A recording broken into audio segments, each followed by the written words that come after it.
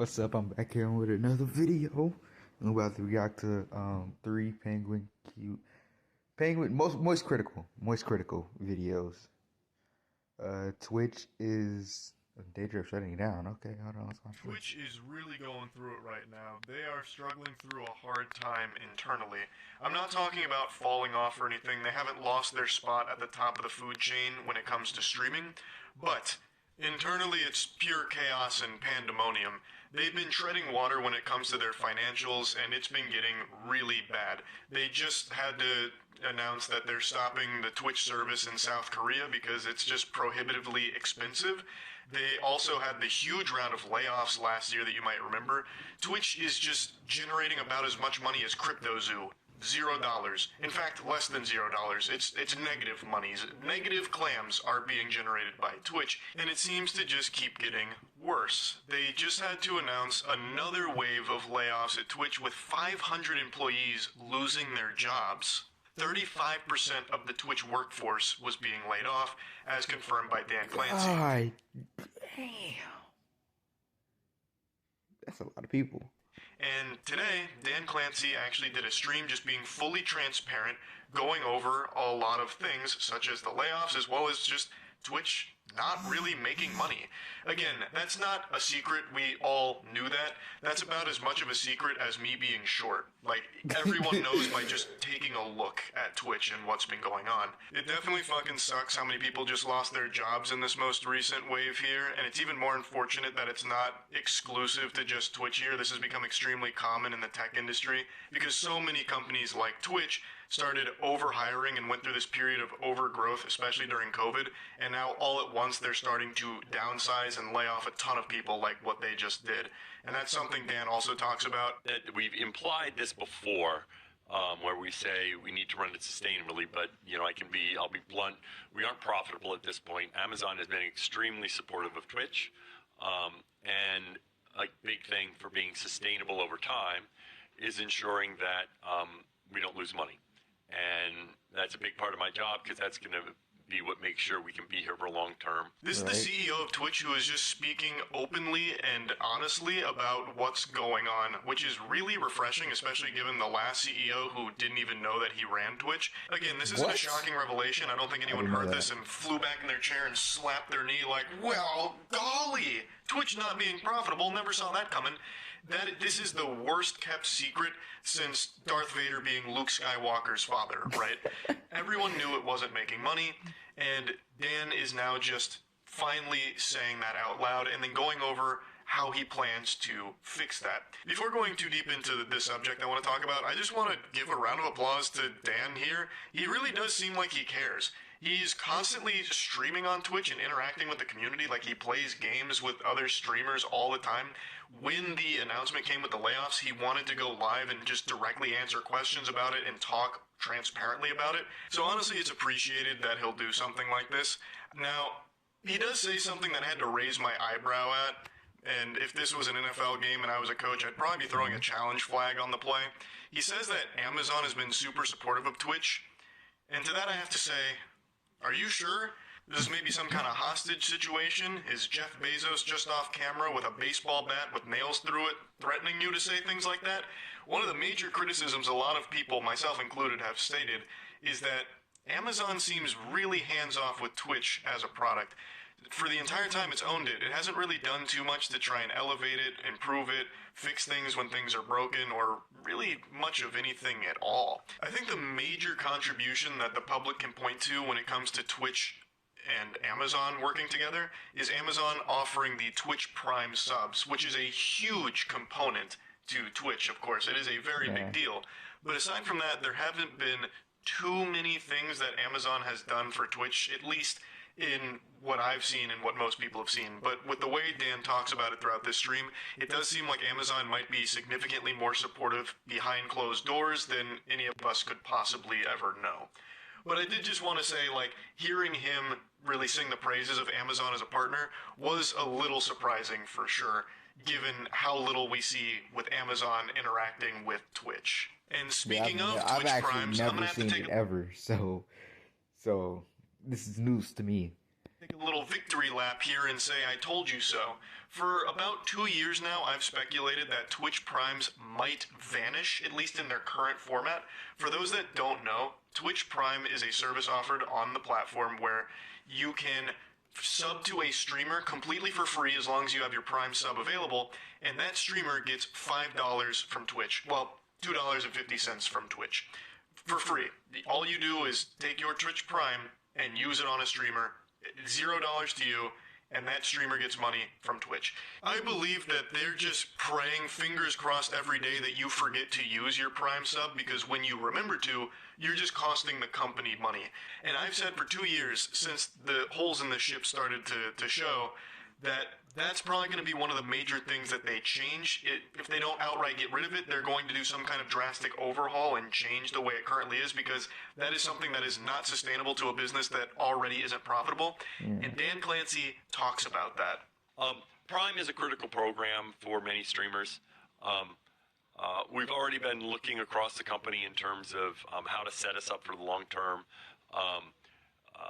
I think we will continue to evolve different aspects of our program, because part of what I'm trying to do is get us into a framework that can live over a long time. Why is he doing that? The size of the company is one of those things that gets us to the right size for the longer period of time. When we did Partner Plus, we struck that so that we could continue to move that threshold. We're going to keep looking across our strategy with streamers. We did this with the Ads Incentive Program. We want to get to where we can continue our benefit to Twitch Prime and our creators. So it's important for us to make sure Prime he's going to probably go over everything anyway. It's not a direct answer to the question of if the free benefit to Twitch Primes is disappearing, but I think it's pretty clear with the way he answers it and tiptoes around it, beats around the bush a little bit, that he recognizes the severity of having to change that, but knows that he needs to change it. So the way that he kind of talks around the subject makes it clear that there is change coming. As he's talking about needing to come up with new strategies and everything, I think we can all say with a high level of confidence that the free benefit to the Twitch Primes is going to be an ancient relic of the forgotten past. In 50 years, you'll tell your grandkids there used to be a way to sub to your favorite streamer for free. And they'll call you crazy and tell you to take your medicine and go back to Arkham Asylum, you old geezer. But that's the way the cookie crumbles, it seems. Now, this is a big I told you so moment for me, because like I said, I was beating the drum saying, hey, Twitch Primes probably aren't going to last forever. Hey, like a doomsday prepper kind of thing. And it looks like that day is coming up sooner than I thought it would, to be honest. But we still don't know exactly what's going to change about it. If I had to look into my crystal ball and take another guess, I would say they're going to keep the Prime program around, but a diet version of it, a bootleg, watered-down version of the Twitch Prime service that we know and love currently. I think that it'll probably end up being more of like a discount code situation, where if you have a Prime available, once a month you can sub to your favorite streamer for half off. So instead of costing you $5 to sub to your favorite streamer, it'll cost you $2.50, and then they get the $2.50 the streamer you sub to. I think that's probably how it'll work. So it'll no longer be free, but it'll be a discount on a sub, so like 50% or maybe even less. I really have no idea. But that's kind of how I envision this going in the future. They're not going to outright get rid of it, I don't think. It'll likely be in that manner. So we'll see. We'll see if I go 2 for 2 on the Twitch Prime boogeyman predictions here. But anyway, Dan Clancy also just directly answered a question a viewer asked about, is Twitch at risk of just getting the axe from Amazon? And he said emphatically no, and that Amazon is very much in this race. They are heavily invested in this, and there's no chance, really, that Twitch just crumbles and goes under or anything at the moment. They're going through this turbulent period internally, but he is optimistic that things will look up in the future for it, and he has some ideas on where to take things, and, well, I guess we'll just have to wait and see how it all plays out. But it really was an insightful live stream. Again, I haven't really seen a CEO be this transparent. I expected he'd only be answering heavily curated comments, but he doesn't just answer only softballs. There were a couple he answered that I thought for sure he would avoid and shy away from, such as, is it true some of the employees that were laid off found out they no longer had a job through social media as opposed to through you guys? But he actually did answer it. That and a couple other questions that I thought for sure would not be addressed at all. So overall, I do think that was a pretty cool gesture from him, and I guess we'll just have to wait and see how things start to pan out for Twitch going forward. While I don't think Twitch is in any danger of being buried 6 feet under immediately, as I've said, I am skeptical that Twitch will be around in a decade. With the direction things have been going, it makes me concerned about the future of Twitch, at least in the capacity that it's currently at. Where other streaming services are growing, Twitch seems to be kind of staying in the same place and then going through more internal struggle. So it makes it seem far more dire as an outsider looking in, but Dan seems to believe that Twitch's best years are ahead of them as opposed to behind them, so perhaps they have like a really good strategy going forward. But hey, GTA 6. Take notes, I'm not going to repeat myself. You might just find common ground out. Another day, another pathetic YouTube prankster making the world a worse place. Desperate for clout, a new ghoul has taken a bite of the forbidden fruit known as trash pranks. They wanted attention from the internet, but in fact, all they got was attention from authorities since they were arrested because they did something truly foul. A 22-year-old man from Belgium aspired to be the next great YouTuber and hatched this idea where he would dump a bucket of shit and other fluids onto train. Bro, what? How was that a prank? Bro, y'all gotta learn, if you actually do something, it's not a prank, bro. You actually do it, it's not a prank. Writers for his YouTube channel. According to the prosecutor's office, he would fill buckets with diverse substances like paint, excrement, and food, and then throw them at passengers, basically just making stink bombs. Obviously, the motivation here was to become a social media sensation, a superstar. This was his ticket to the big time. He wanted to create a career out of this shit, put his name up in lights. But instead all he got was his name on a rap sheet here. I also appreciate that most of the sources reporting on this story aren't using this guy's actual name or even his online handle for the most part, which I think is great because clearly it's all for attention, and if nobody knows who this is, the only attention he gets is from his fucking parole officer. That's the only person that knows his name now.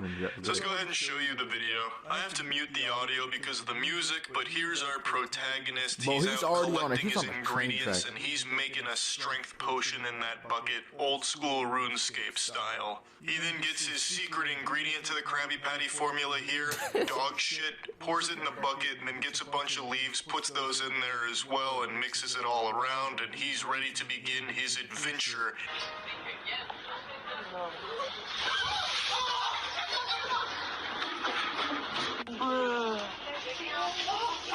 How's that a prank? How is this a prank? What about this is a prank? He's currently being charged with assault and battery, damage to property. YD was intercepted by the police on January 2nd, whereupon he was confessed. The release stated he was arrested the following day and charged with assault and battery, damage to the property using violence, and property damage. Okay. Property using violence and property damage for this stunt here. And I would hope the cameraman also faces some charges too for enabling this, filming it, and just being an accomplice to this degeneracy. This loser immediately ran away from the scene of the crime, knowing full well every single person on that train could have absolutely beat his ass. He just sucks. This guy super sucks. I wish he had done us all a favor, and after mixing the dog shit into that bucket, he just drank it. It'd be an infinitely better outcome if he was just doing this garbage to himself as opposed to just randomly assaulting strangers on a train to try and get clicks to his dead YouTube channel, to try and find meaning for the life that he's lived that has amounted to absolutely nothing besides being reduced to a public nuisance. It's so frustrating just how common... Why is Charlie going so hard? Bro, he didn't even take a breath, bro. He was just going so hard, bro.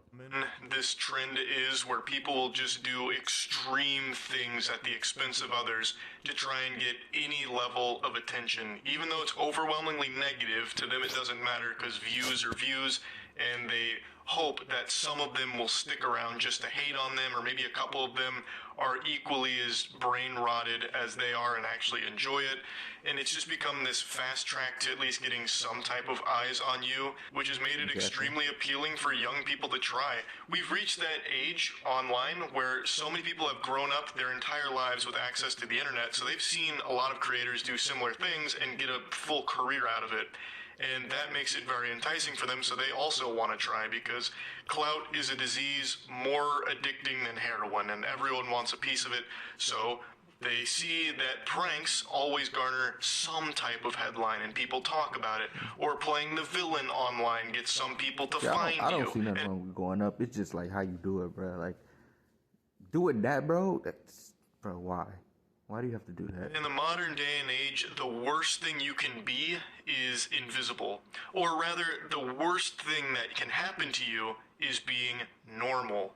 Like, if you don't have a social media presence, if you're not constantly on the grind to try and be a social media influencer, then you're worthless in some people's eyes. It really feels like for younger people, follower count is directly correlated to their value as a person. So they're constantly striving for ways to get that number up. And a lot of that falls onto pranks.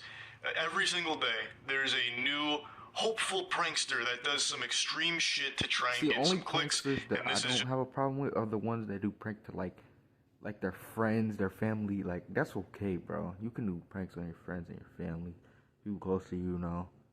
Ain't nothing wrong with that. But doing it to strangers that you don't even know is weird as hell. This is just the most recent example of it. It's so exhausting and frustrating. It's just so fucking sad. This guy 100% deserves to be arrested. I hope he faces some kind of serious charges for this. We finally need to just start really bringing the hammer down on disruptive, dangerous pranks like these. This is something that guy could have absolutely gotten, like, sick from. Like, it's an assault with, like, a fucking bioweapon here of dog shit and all kinds of other things in it. Disgusting. Like, you can't keep taking these things lightly just because they're portrayed as, like, pranks for views. It's fucking degenerate, and it's gone on too long now. Right. For example, we had that guy in the UK who for months was just terrorizing people, like going into their homes, like the break-in and entering prank, shit like that. And no real serious charges were ever brought up. So it just don't even try. That's how you get shot. Breaking and entering prank, really? continued to persist for too long. But anyway, wanted to talk about this douchebag a little bit here, because I'll take any and every opportunity to put my shit in a bucket and throw it. We know There's a lot of bad news in the world, so allow me to cleanse your palate with some good news. A very tasty treat for you today. 8 months ago, I made a video covering the story of a Rhode Island criminal named Nicholas Alaverdian. I did not see that. You know what? He said 3 months ago? Hold on, y'all. I got y'all. Wait, is that 3 months ago? Very tasty treat for you today. 8 months ago, I made a video covering the story of a Rhode Island criminal named Nicholas Alaverdian. Nincompoop Nicholas here tried to avoid punishment for his crime, and he fled the country after faking his own death. It wasn't an elaborate fake death ruse. It wasn't a galaxy brain scheme. He didn't exactly call up Best Quality Vacuum from Breaking Bad and order a Hoover Max or anything. But he was successful in leaving the United States and evading authorities, and he started a new life with a new alias, Arthur Knight, which was only one of many names that he went by. He was changing his name more frequently than kids used to on Club Penguin. But Arthur Knight was by far his most used alias. Now, it's important that I tell you what charges he was trying to run away from. Rape charges. You see, Nicholas Alaverdian, Nicholas Rossi, Arthur Knight, all one and the same. a rapist.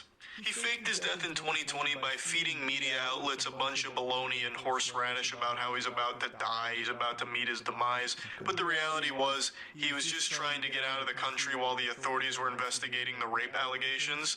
So he did get out of the country, and he tried very hard to bury his past. But in 2021, he had to check himself into the hospital for COVID-related symptoms, and that's when the authorities were able to identify that this patient is actually the wanted U.S. fugitive Nicholas Alaverdian. And who noticed though, like a doctor or something? Because like I feel like even if someone nowadays age, if they did do something like that, no one really know because no one cares who you are. No one would probably look at that, to be honest. While parading around as Arthur Knight, he tried desperately to convince people that this was all a complete misunderstanding, or that he had been framed, claiming that it was all part of a grand conspiracy to connect him, the innocent Arthur Knight, to this rapist, Nicholas Alaverdian. He kept trying to insist that it's a miscarriage of justice what's happening to him, it's wrong, it's outrageous. But it's not like they just gave it the old eyeball test or the smell test to connect him. They had every piece of hard evidence possibly required to say beyond a shadow of a doubt that these are the same person. They had DNA evidence. He had identifiable tattoos that they were easily able to connect to Nicholas Alaverdian. Like they had everything, fingerprints, all of it, the whole kit and caboodle. And the judge even said as much as well. In July, Knight was arrested again, and prosecutors matched his fingerprints to Alaverdian's. Friday, prosecutors of the Scottish court revealed they were able to tell he was Alaverdian after matching the tattoos on his arm. I am ultimately satisfied on the bounds of probabilities. And even in the face of overwhelming evidence against him, he kept trying. Like the world's worst anime character refusing to give up, Nicholas Alaverdian kept desperately trying to convince even a single soul on this planet that it was all just a misunderstanding. He's Arthur Knight, damn it, not Nicholas. So he now has this infamous interview he did where he tried to prove it. To the media, our lives have been interrupted. And we'd like privacy, and I would like to go back to being a normal husband. But I can't, because I can't breathe, I can't walk. People say that's an act. Let me try to stand up. Nicholas Alaverdian. I am not. With that it's just a show. Oh my god. I'm skipping. Nicholas Alaverdian. I am not Andrea. I am not Nicholas Alaverdian. I do not know how to make this clear. What do you say? He's got that rock These are bottom stuff intonation like that going makes on. me so I'm putting on not shows. Nicholas. It's all an act. Oh, Ika. Oh. Andrea, No, that's a low blow. That's a right low blow. That really was a low blow to say that it's all just putting on a show and an act. It's more than that. He's out here with a fucking performance that would make every thespian troupe in America jealous. I know. This is Oscar-worthy material that It we're is, working with really. here. To suggest that it's just a show or an act, it's disrespectful. Honestly, this is one of the finest, most convincing pieces of anything I've ever seen in my fucking life. But as you might imagine, this didn't work super well. Nobody believed this. Actually, nobody on the fucking planet believed this. However, he does travel with his supporting actress here for this interview, where she sits next to him and she's like trying to calm him down, like, no, don't do that. Not that death-defying stunt where you stand up. Oh, you're gonna hurt yourself, dear. Please, no. No! Like panicking when he stands up and starts, wacky, Starts inflatable, wobbling. manning his arms around. Like he's getting hit with an earthquake or something. So he does have her traveling with him, I guess, to try and make it seem more credible, I guess. Clearly it doesn't work. So anyway, what is the good news here? Well, the good news is Nicholas Alaverdian is being extradited to the U.S. He is finally going to face the punishment that he has eluded for so long now. U.S. fugitive... Why does he look different in every single thing he's shown me? He looks Accused different of in faking every his single death one. to avoid rape charges, extradited from Scotland. In case you don't know who this is, let me pull up his infamous interview where he tried to prove that he is not the rapist. So that little song and dance he tried to put on for the thespian troupe, it's coming from a very bad man. It's not exactly like, some minor offense or anything that he's trying to weasel his way out of with that. A man known in the U.S. as Nicholas Rossi, whose legal name is Nicholas Alaverdian, is charged with sexually assaulting a former girlfriend in Utah in 2008. He also faces multiple complaints against him in Rhode Island for alleged domestic violence. Rossi was 36. Rossi, 36, was a Utah bound on Friday and will stand trial in Utah County for felony rape charges. The man said he was framed by authorities who took his fingerprints while he was in a coma so they could connect him to Rossi. He repeatedly appeared in court in a wheelchair using an oxygen mask and speaking in less than convincing British accent. This just sounds like the fakest story I've ever heard. They took your fingerprints while you were... Okay. I mean, it's possible, I guess, but I don't believe that. Like, sorry. I'm glad they didn't just let it go. I'm glad that they did fight to get him back so that he could finally face punishment. I can't believe Arthur Knight could be slandered like this. I know, I'm as shocked as you are.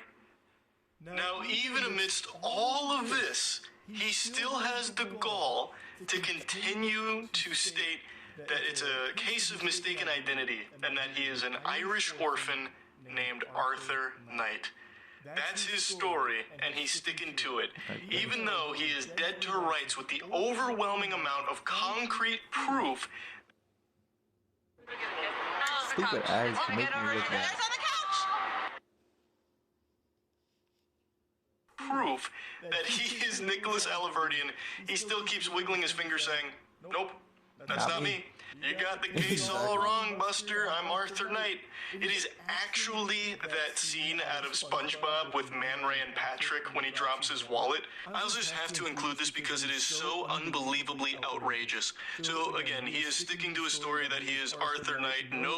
Until now, the sensational case that has been drawn and international attention has focused on Alaverdian, I don't know how to say that, outlandish claim of mistaken identity that he has federal warning, have charged with 2 rape charges and sexual assault, nor fugitive FBI court Sheriff Norman McFadden, I don't know how to say his middle name, dismissed Alaverdian's implausible and fanciful. Why do I gotta put all these big ass words in this? Like, defense, like nobody. Defense in November ruling that 2010 Pat Tuckett police mugshots of Alaverdian, his distinctive arm tattoos and his fingerprints left no doubt about his real identity. Fans are butts about it. This is all just a big misunderstanding, a case of mistaken identity. And as I've stated, they have concrete proof that he is indeed Nicholas Alaverdian, one of them being his arm tattoos and fingerprints. So, Alaverdian, when confronted with this, talking about his distinctive arm tattoos and fingerprints that left no doubt about his real identity, he claimed that he testified that somebody inked those tattoos on his body while he... Alaverdian, who in earlier years used the surname Rossi, testified that someone inked those tattoos on his body while he was in a coma, hypnotized in Glasgow, I don't know how to say that, with COVID-19, and the hospital staffer, they know that was a word, had taken his fingerprints and sent them to Utah. His testimony left the courtroom observes with his mouth as he was in a coma, hospitalized in Glasgow with COVID-19, and that a hospital staffer had taken his fingerprints and sent them to Utah. And as the article states, his testimony left the courtroom observers with mouths agape.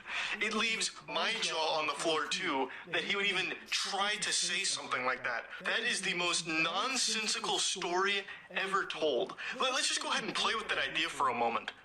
Why would a hospital staffer take your fingerprints and send them to Utah, of all places? Again, he is not in the United States. Why would they send his fingerprints internationally to Utah to just frame a random guy? What kind of fucking conspiracy would that be? And then also, Who the fuck would tattoo a man in a coma at a hospital just to connect him to the guy in Utah again? This Arthur Knight academic Irish orphan. Like, what is? Like, I don't know why he thought anybody in the world would believe this. Not even the most delusional individual would hear this and think there is an iota of truth to it. Yet he continues to stick with that story. It's fucking wild. But again, he has been extradited to the U.S. now, so he will finally be facing punishment that is long overdue. So that's good news, and I just had to give you the update to this. That's really about it. See ya. Thank you. Thank you, Charlie. Thank you, Moist Critical. And I'll see y'all in the next video. Peace.